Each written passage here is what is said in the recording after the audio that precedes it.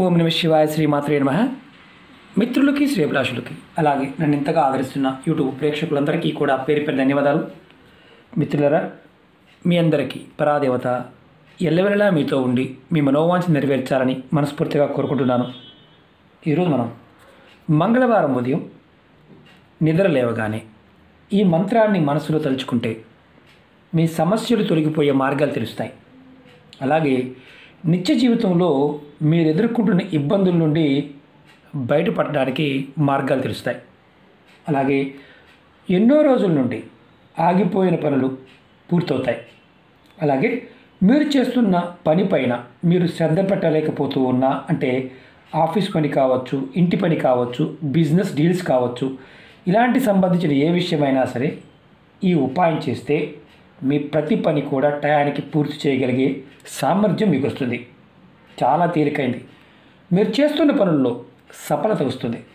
అలాగే శత్రువుల నుండి మీరు ఎప్పుడైనా సరే ఇబ్బంది పడుతూ ఉంటే, మిమ్మల్ని ఇబ్బంది పెడుతూ ఉన్నా సరే ఈ ఉపాయం చేయడం వల్ల శత్రువుల నుండి కూడా విముక్తి లభిస్తుంది. అంటే వారు మిమ్మల్ని ఇబ్బంది పెట్టడం మానేస్తారు. అలాగే జాతకరీత్యా కుజగ్రహం బలపడుతుంది. చాలామందికి వివాహం పాయింట్ ఆఫ్ వ్యూలో పెళ్ళి కాని వారు, త్వరగా వివాహం కావాలనుకునేవారు, మీరు ఎవరైనా సరే ఈ మంత్రాన్ని జపం చేయడం వల్ల మీకు వివాహానికి సంబంధించిన ఆటంకాలు ఉంటే ఖచ్చితంగా తొలగిపోతాయి. అంటే మీ జాతకంలో వివాహానికి సంబంధించి కుజగ్రహానికి సంబంధించిన ఇబ్బందులు ఏమన్నా ఉంటే అవి తొలగి మీకు వివాహం త్వరగా అవుతుంది. అలాగే చేస్తున్న పనుల్లో ఏదైనా మీరు పని చేస్తున్నారు, ఆటంకాలు లేకుండా పూర్తవడానికి ఈ మంత్రం మీకు ఉపయోగపడుతుంది. అలాగే ముఖ్యమైనది ఏంటంటే ధనరాబడికి సంబంధించి మీకు ఎవరికైనా సరే, అంటే వ్యాపారం చేస్తున్నవారు కావచ్చు, అందులో రియల్ ఎస్టేట్లో ఉన్నవారు కావచ్చు, భూములు అమ్ముతున్నవారు కొంటున్నవారు కావచ్చు, అలాగే ఇల్లు కొనుక్కోవాలనుకుంటున్నాము, ఇల్లు కొనుక్కోలేకపోతున్నాము, ఎవరైతే ఇలా ఉన్నవారు కూడా ఈ మంత్రాన్ని చేయటం వల్ల ఖచ్చితంగా ఆటంకాలు తొలగిపోయి మీరు పూర్తి చేయగలుగుతారు. అలాగే విద్యార్థుల పాయింట్ ఆఫ్ వ్యూలో ఎలా ఉపయోగపడుతుందంటే, చదువుకు సంబంధించి సమస్యలు, ఇబ్బందులు ఏమైనా వస్తున్నాయి అనుకోండి. అంటే మీరు విదేశాలకు వెళ్ళాలనుకుంటున్నారు, విదేశాల్లో చదవాలనుకుంటున్నారు, మీకు ఆర్థికమైన స్తోమత లేదు, అంటే చదువుకు సంబంధించి ఒక 30 లక్షలు 40 లక్షలు కావాలి, అమెరికా వెళ్ళాలి, చదువుకోవాలనుకుంటున్నారు, మీరు బాగా చదువుతున్నారు, కానీ మీకు ఆ డబ్బు సమయానికి అందడం లేదు. అలా సమస్యలతో ఇబ్బంది పడుతున్న పిల్లలు ఎవరైనా సరే ఇది చేస్తే ఆ సమస్య నుంచి ఇబ్బంది పడుతున్న వారు ఎవరైతే ఉన్నారో వారు బయటపడతారు. ఈ ఉపాయం ఇలాంటి సమస్యలతో ఉన్నవారు తప్పకుండా చేయండి. ఎందుకంటే రూపాయి ఖర్చు అయ్యేది కాదు, చాలా తేలికైన ఉపాయం. ఈ ఉపాయాన్ని ఆడవారైనా మగవారైనా చేయవచ్చు. ఆడవారు అంటే నెలసరి సమయంలో మాత్రం చేయకూడదు, అది గుర్తుంచుకోండి. మంగళవారం ఉదయం నిద్ర లేవగానే ముందుగా మీ 2 చేతులు చూసుకోండి. లేచిన తర్వాత భూమాతకి నమస్కారం చేయండి. మరి మేము అపార్ట్మెంట్లో ఉంటామండి, భూమి ఉంటుంది, మరి పరిస్థితి ఏంటి? మీరు లేచిన తర్వాత ఫ్లోర్కి నమస్కారం చేయండి అని అర్థం. తర్వాత ఈ మంత్రాన్ని మీరు మనసులో 9 సార్లు తలుచుకోండి. మీరు ఏ గదిలో అయినా సరే ఈ మంత్రం తలుచుకోవచ్చు. మంత్రం తలుచుకునేటప్పుడు మీ ముఖం తూర్పు వైపుకు ఉండాలి. ఇది 2 విధాలుగా చెప్తాను, ఈ 2 విధాలుగా చూడండి మంత్రం ఎలా చేయాలనేది. అలాగే మీకు ఈ వీడియో నచ్చినట్లయితే లైక్ చేయండి, ఛానల్ని సబ్స్క్రైబ్ చేసుకోండి, పక్కనే ఉన్న గంట సింబల్ని యాక్టివేట్ చేసుకోండి. మీకు నచ్చితే 10 మంది మిత్రులకి షేర్ చేయండి. అలాగే అనేక రకాల సమస్యల మీద వీడియోలు చేయడం జరిగింది. నా ఛానల్లో ఉన్న వీడియోస్లోకి వెళ్ళండి, లేదా ప్లేలిస్ట్లోకి వెళ్ళండి. మీరు ఆచరించగలిగేదాన్ని ప్రయత్నించండి. నమ్మకం, విశ్వాసం ఇవి కంపల్సరీగా ఉండాలి. ఇవి 2 లేనివారు పొరపాటు చూడవద్దు, ప్రయత్నం చేయవద్దు. ఎందుకంటే ప్రాకృతికమైన శక్తి మనకి ఎప్పుడూ కూడా ఇవ్వడానికి సిద్ధంగా ఉంటుంది, పట్టుకోవడానికి మనం సిద్ధంగా ఉండాలి. అలాగే కొత్త ఛానల్ లింక్స్ కూడా వీడియో డిస్క్రిప్షన్లో ఇచ్చాను. ఎవరికైతే నోటిఫికేషన్స్ రావడం లేదో ఫేస్బుక్ లింక్ కూడా ఇచ్చాను, రిక్వెస్ట్ పంపించండి. ప్రతి వీడియో కూడా ప్రతిరోజు ఫేస్బుక్లో కూడా షేర్ చేస్తూ ఉంటాను. చాలా అంటే ప్రతిరోజు వీడియోలు పెడుతూ ఉంటాను. మీరు చేయగలిగిన దాన్ని మాత్రమే ప్రయత్నం చేయండి. ఇది ఇలా లేదండి, మాకు ఈ పదార్థం దొరకలేదు, మరి చేయొచ్చా చేయకూడదు అడుగుతూ ఉంటారు.